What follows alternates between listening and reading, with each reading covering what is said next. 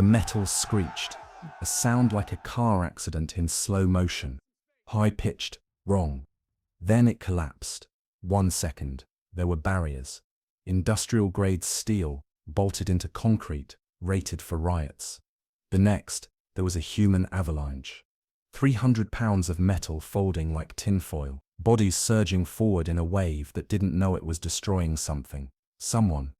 And beneath it all, a man in a yellow vest, disappearing under the stampede.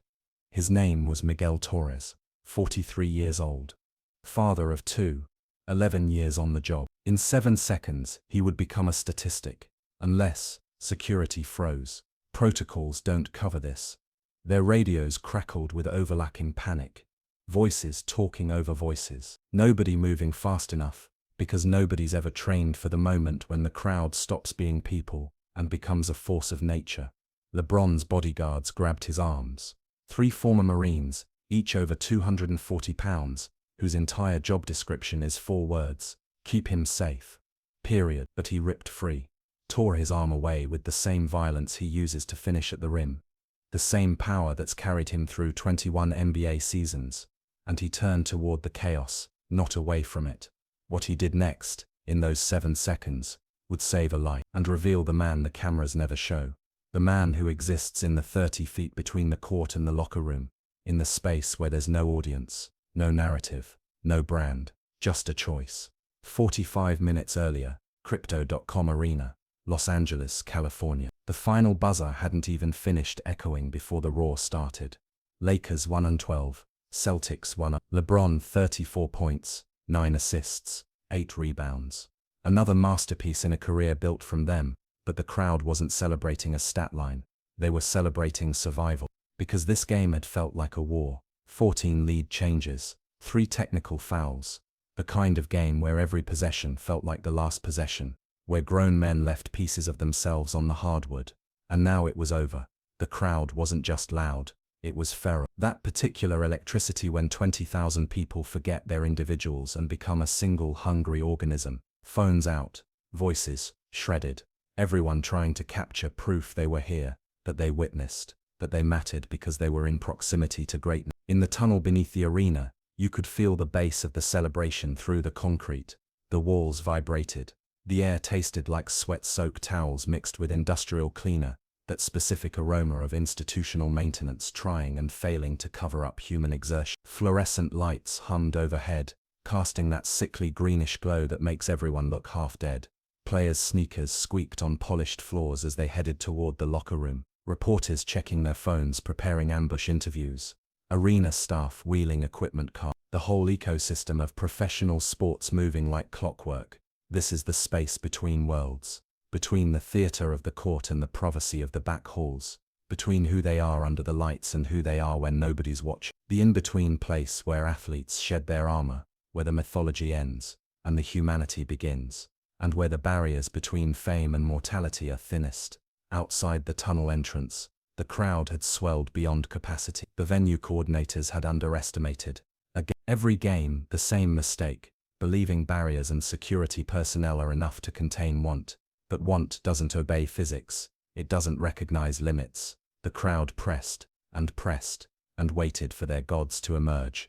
Miguel Torres had worked arena security for 11 years. 11 years of standing post, 11 years of checking credentials, directing lost fans to bathroom sections, breaking up drunk arguments before they became viral incidents. 11 years of being invisible while guarding the visible, of existing as a uniform, not a person. His daughter Isabella used to ask him what it was like, being so close to famous people. Did he ever get to talk to them? Did they know his name? He'd smile and tell her the truth. Misha, I'm furniture, I'm supposed to be there and not there at the same time. She'd laugh, but he'd see the disappointment in her eyes. The same look she'd had when the doctors explained her cerebral palsy wasn't going away, wasn't getting better. That wheelchairs and limitations would be her vocabulary for life. Miguel worked arena security because the insurance was decent, because his wife Maria's job at the school didn't cover Isabella's physical therapy, because men don't get to choose dreams when they have daughters who need them. Tonight he drew tunnel detail, position Alpha 7, right where the players exit, right where the crowd presses hardest against the barricades. Phones out, screaming names, reaching hands through the gaps like they could somehow touch greatness, like proximity to excellence might heal their ordinary lives. The metal barriers were rated for 400 pounds of lateral pressure. But love, or whatever this was, doesn't respect engineering specs. Miguel felt it before he saw it. That shift, that lean. The crowd wasn't just loud anymore. They were moving, unified. One person pushed forward to get a better angle, then 10, then 100. The pressure built like water behind a dam. The barricade groaned, a metallic whine that made Miguel's stomach drop. He'd heard that sound before, once, 8 years ago. Different arena, different crowd, same physics. That time the barriers held barely. His hand went to his radio. Alpha 7 to command, crowd pressure increasing, request backup to tunnel entrance. The sentence never finished. The barrier snapped at the weld points, not all at once. First the left corner gave way with a sound like a gunshot, then the center buckled, then the whole structure folded inward like a broken spine, and suddenly there was no line between the crowd and the empty space, where Miguel was standing. He tried to step back, but there was nowhere to go. The concrete wall behind him, the metal collapsing forward, and then bodies, so many bodies. The weight hit him chest high and drove him down. His shoulder struck the ground first, then his head, not hard enough to black out, but hard enough for the world to go white and fuzzy at the edges. His radio clattered away, skittering across concrete. His breath disappeared, crushed out of him by knees and elbows and the full weight of human mass that doesn't know it's killing someone. He tried to shout, managed a wheeze. The world became shoes. Nike, Adidas, Vans, all of them trampling, not out of malice, out of momentum, out of the terrifying reality that crowds don't have eyes, they don't have awareness. They're a natural disaster in human form. Miguel's ribs screamed, his wrist bent wrong, and somewhere in the back of his oxygen-starved brain, one thought repeated, Isabella needs me. I can't die here, not for this. But wanting to live, and being able to breathe are different things. The pressure increased. Someone's heel caught his jaw, and Miguel Torres' father, husband, invisible man in a yellow vest, felt himself starting to disappear, not metaphorically, literally, crushed beneath the weight of people who'd never even know they'd killed him. The universe narrowed to a pinpoint. This is how it ends, he thought, on a Tuesday, under a crowd that would never even remember his name. LeBron was 15 feet away when the barrier went. He'd been signing a basketball for a kid in a wheelchair. Some pre-arranged meeting the Lakers' PR team had set up. The kind of thing he does 100 times a season. Smile, sign, photo, move on. The machinery of being LeBron James. But he looked up at the wrong moment, or the right one. Saw the metal fold. Saw Miguel drop like someone had cut his strings. Saw the crowd surge like water through a broken dam. Not evil, just unstoppable. Saw security guards scrambling, but not fast enough, because they were trained for protocol, not catastrophe. Trained for crowd control, not crowd carnage.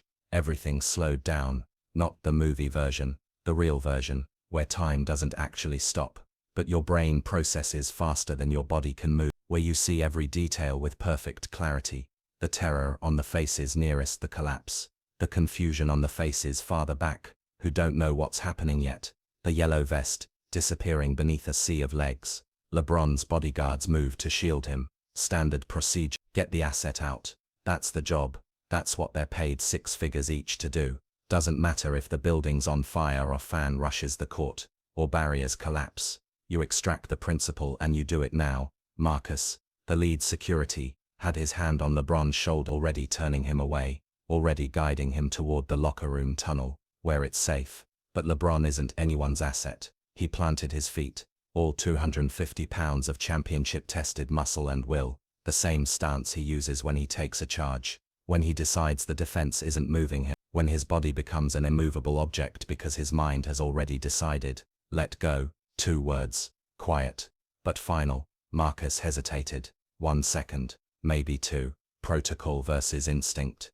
The manual versus the moment. LeBron didn't wait for permission. He shoved past his own protection, stepped toward the chaos instead of away from it. Broke every security rule in the book, because rules are written by people who've never had to choose between following procedure and saving a life. 6'9", 250 pounds of controlled violence. He waded into the crowd like it was just another defender, like human bodies were just obstacles to move through. His hands came up, not to hurt, but to displace, pushing shoulders, moving torsos, creating space where there wasn't any. His voice didn't shout, it detonated. That command, raw, guttural, undeniable, cut through the screaming like a blade through silk. The kind of sound that doesn't ask for space, it takes it. The sound of a man who's used to being heard in arenas holding 20,000 voices. The sound of authority that doesn't need a tight move. Now, the crowd nearest him stumbled back, not from obedience, from shock, because LeBron James was supposed to be untouchable, protected, separate, and here he was, among them, hands out, physically pushing people backward, his face inches from there, his sweat, the same sweat they'd been watching on the bodhrán now, real enough to smell, one step forward, then another, creating a pocket of air in the human tide. People realized what was happening, started pulling back deliberately, making room, helping. The crowd stopped being a weapon, and remembered it was made of people. LeBron reached down, found fabric, the yellow vest, grabbed it, found an arm underneath, flesh and bone and fear, and pulled. Miguel came up gasping, eyes wild, not understand, brain still back in the moment of being crushed, lungs heaving, but not quite believing they're allowed to fill. His vest was torn at the shoulder, his radio smashed to pieces, his ribs screaming messages. His brain couldn't quite translate yet, but he was breathing. LeBron didn't let go, kept one hand locked on Miguel's shoulder, steadying him, grounding him, anchoring him to reality, used his other arm as a barrier, against the crowd that was still pressing, still not fully comprehending that someone nearly died for a photo opportunity. Miguel looked up into the face of the man who'd just violated every security protocol in the book. For him, for a stranger in a yellow vest, who makes $19 an hour, and has a daughter who needs him to come home. LeBron's face wasn't heroic, wasn't smiling for cameras. It was intense, focused. The same look he has when he's down 5 with 2 minutes left and the game's on the line. You good? Miguel couldn't speak, could only nod, a tiny movement, that meant I'm alive and thank you, and I don't understand all at once. Stay with me. Security finally arrived, formed a perimeter with interlocked arms. Marcus was barking into his radio, calling for EMTs for crowd control reinforcements, for his own backup team, because his principal just did the one thing principals are never supposed to do, put themselves at risk for someone else. But the damage was done, or rather the miracle was complete. LeBron held Miguel's shoulder until the paramedics arrived, didn't move, didn't let go, as if his hand was the only thing keeping this man tethered to the world, and maybe it was. The video would go viral within an hour. Shaky phone footage from 12 different angles. You can see the barrier collapse in real time, that stomach-dropping moment when metal becomes liquid. See the crowd surge, see Miguel vanish beneath the weight, see LeBron's bodyguards grab him, and see him break free. 3 grown men, all special forces backgrounds, trying and failing to hold him back. See him wade into the chaos like it's just another defender to blow past. The internet did what the internet does. Made it everything and nothing, made it heroic and transactional, made it proof of LeBron's character and proof of his PR machine, made it about race and class and celebrity and capitalism, and every other lens people use to avoid seeing something simple. A man saw another man dying, and decided not to let it happen. But what the cameras couldn't capture was the why, not the hero ball theatrics, not the brand management, not the more than an athlete campaign messaging. The split-second choice to see a human being where everyone else just saw collateral damage. Miguel was taken to the medical room on a stretcher, bruised ribs, 3 of them, hairline cracks that would hurt for months, sprained wrist, mild shock, minor concussion from when his head struck concrete. He'd survive. The doctors said he was lucky, as if luck had anything to do with it. He kept asking the same question, to the paramedics, to the arena staff, to the police officer taking his statement. Why did he do that? I'm nobody. I'm nobody. Why did he do that? The Lakers' head of security didn't have an answer, just shook his head and said LeBron had violated every safety protocol and would probably get a lecture from the legal team. LeBron's agent didn't have an answer, just sent a text. What the hell were you thinking? The internet for once didn't have an answer either. Oh, there were think pieces, hot takes. But underneath all the noise there was something else. confusion, because this wasn't supposed to happen. Heroes are supposed to be fictional, or historical, or at minimum, planned, PR approved, calculated. They're not supposed to be spontaneous, not supposed to be messy, not supposed to be a 40-year-old man ripping away from his bodyguards because every cell in his body is screaming that standing still is worse than any physical risk. Maybe that's the point. Maybe heroism isn't a character trait, it's a reflex. And some people are just wired different. 3 months later, Miguel Torres sat in section 104, row A, courtside. His hands trembled as the usher walked him to the seat, not from fear this time, from something else, something bigger than fear, bigger than gratitude. He'd gotten a call from the Lakers front office 2 weeks prior, direct line, not a robot, not a PR assistant, someone who said, "Mr. Torres, LeBron would like to personally invite you and a guest to a game, any game you want, courtside seats, all expenses covered." Miguel had thought it was a scam, or a prank, or a mistake. It was none of those things. A personal invitation from LeBron James, not a publicity stunt. No cameras, no press release, no ESPN special, just a ticket and a note, handwritten, on Lakers stationery. "You were holding the line that night, so I got you a better view, but here's what nobody reported." Miguel brought his daughter, Isabella, 11 years old, cerebral palsy affecting her right side, speech delays, motor control issues, a kid who lives in a body that doesn't always do what she asks it to. She'd never been to a live game, not because Miguel couldn't afford it, though he couldn't, but because the noise overwhelmed her, the crowds terrified her, the sensory overload turned her into a scared nonverbal shell of herself, and Miguel would rather die than watch his daughter suffer. But when he called the Lakers office to ask if there was any way to make it easier for Isabella, they didn't hesitate.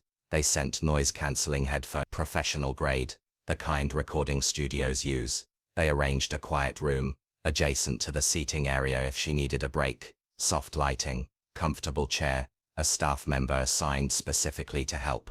They created an access path that avoided the main crowd. And before tip-off, before the national anthem, before the arena filled with sound, LeBron walked over, not for photos, not for Instagram, not with cameras trailing, just walked over in his warm-up gear, still an hour before game time, and crouched down so he was eye level with a little girl in a wheelchair, who could barely speak. "Hey Isabella, I'm LeBron, your dad's a hero, you know that." She stared at him, mouth open, processed. Miguel started to explain, started to apologize for her silence, but LeBron held up a hand. "It's cool, I get it. Big place, lots going on." He pointed to the headphones around her neck. "Those help." She nodded. "Tiny movement. Good. If it gets too loud you put those on, and if you need to leave you leave. No shame. Just gotta take care of yourself, right?" Another nod. And then LeBron did something Miguel would never forget. He stayed there, crouched down, eye level, for 4 minutes, not talking at her, talking with her, asking about her favorite color, purple, her favorite food, pizza, her favorite subject in school, art, listening to her struggle through each answer, with patience that didn't feel performed, treating her like the most important person in a 17,000-seat arena. When he finally stood up he looked at Miguel, and there was something in his eyes, recognition, maybe, or kinship, the look that passes between fathers, who know what it means to love someone more than yourself. "She's tough," LeBron said, "tougher than me. She gets it from her dad." Miguel managed. His voice cracked. "Didn't care." "Yeah," LeBron smiled. "I know." Miguel's hands shook the entire game, not from trauma, not from fear, from something he couldn't name, something bigger than basketball, bigger than fame, recognition, the understanding that someone, unreachable, had reached back, had seen him, not as furniture, not as a uniform, as a father, as a man, as someone worth saving. Isabella watched the whole game, wore her headphones, cheered when everyone else cheered, laughed when the mascot did backflips, and when LeBron hit a three-pointer in the fourth quarter and the crowd erupted, she turned to her father and said, clear as day, "No struggle, that's your friend Daddy." Miguel wiped his eyes. "Yeah, Mija, that's my friend." Point 7. The moral in CTA. They'll tell you LeBron James is one of the greatest basketball players alive. 4 championships, 4 MVPs, all-time leading scorer. The only player to reach 40,000 career points. Statistical immortality. But greatness isn't measured in points. It isn't measured in championships, or all-star selections, or max contracts. It's measured in the moments when you have every excuse to look away and you don't. When the barriers collapse and the easy choice is to let security handle it. When your bodyguards are physically pulling you to safety, and your brain is screaming this isn't your problem, and every rational cell in your body knows that stepping into that chaos could end your career, your life, everything you've built, and you step forward anyway. When the world tells you to protect yourself first, to let the system work, to trust that someone else will handle it. When a stranger's life isn't your responsibility, isn't your problem, isn't worth the risk. LeBron saw a man falling, and chose to be human before he was an icon. That's leadership. Not the scripted speeches in front of microphones, not the branded campaigns, with cinematic montages, not the carefully curated Instagram posts about social justice. The reflex to step into danger when nobody's watching, when there's no camera to capture your heroism. When the only witness is your own conscience. To use your body as a shield. To remember that the person in the yellow vest has a name, has a daughter at home who has a life that matters just as much as yours, maybe more, because he doesn't have millions in the bank, or Nike contracts to fall back on if something goes wrong. To understand that power isn't about dominance, it's about protection. More than an athlete isn't a slogan, it's a choice, made in 7 seconds, in a tunnel, under a collapsing barrier. It's the decision to see people, not furniture, to risk something real for someone you'll never see again. It's Miguel's daughter at courtside, wearing headphones, cheering for daddy's friend. It's the understanding that we're not measured by what we achieve when people are watching, but by what we do when we could have looked away. What choice will you make when your moment comes? When the barriers collapse in your life, literally or metaphorically, and someone needs you to step forward instead of stepping back, will you let the system handle it, or will you be the system? If this story reminded you what real heroism looks like, share it, not for the view, not for the algorithm, for the security guard working tonight, who needs to know their life matters, for the kid in the wheelchair, who needs to see that power can be kind. Follow, for stories where sports becomes something bigger, where athletes become human again, where 7 seconds can change everything, because in the end, we're all just people in tunnels, waiting to see who steps forward when the metal screams.